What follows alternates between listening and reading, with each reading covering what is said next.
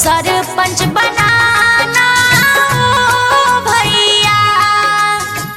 सच्चाई की ओर से झूठ को करारी चोट दें, सबों को छोड़कर सिर्फ बिजली का बल्ब छाप पर ही आप अपना वोट दें।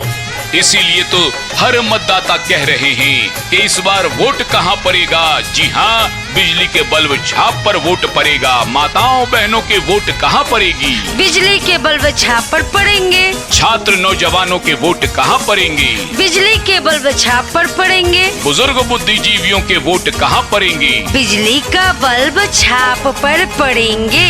मजदूर किसान भाइयों के वोट कहां पड़ेंगे? वही बिजली का बल्ब छाप पर पड़ेंगे।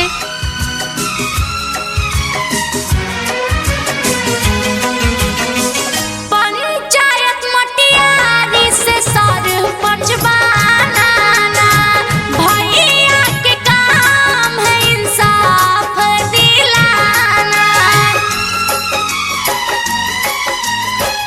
पंचायत मटियारी से सरपंच बनाना भैया के काम है इंसाफ दिलाना। इनसे अच्छा इनसे सच्चा कोई ऐसा उम्मीदवार नहीं। बल्ब छप्पा मोहर लगाना भैया वारिस को जिताना। बल्ब छप्पा मोहर लगाना भैया वारिस को जिताना। ये है सबका फैसला, इनको सरपंच बनाना ओ चाचा। बल्ब छप्पा मोहर लगाना भैया वारिस को जिताना।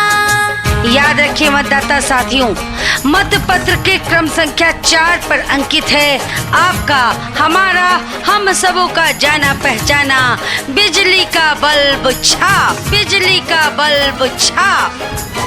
जी हाँ मतदाता साथियों, बिजली का बल्ब छाप जो आपके अपने ग्राम कचहरी में लाएगा इंसाफ, न्याय, सौहार्द।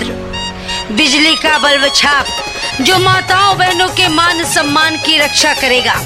बिजली का बल्ब छाप जो अपने ग्राम पंचायत राज, ग्राम कचहरी में लाएगा खुशहाली ही खुशहाली।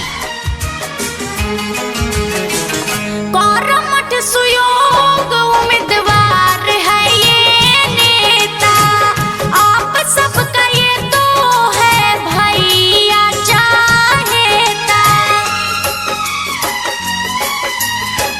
कर्मठ सुयोग उम्मीदवार है ये नेता, आप सबका ये तो है भैया चाहेता। इनको जिताना, विजयी बनाना, अपने पंचायत का विकास कराना। बल्ब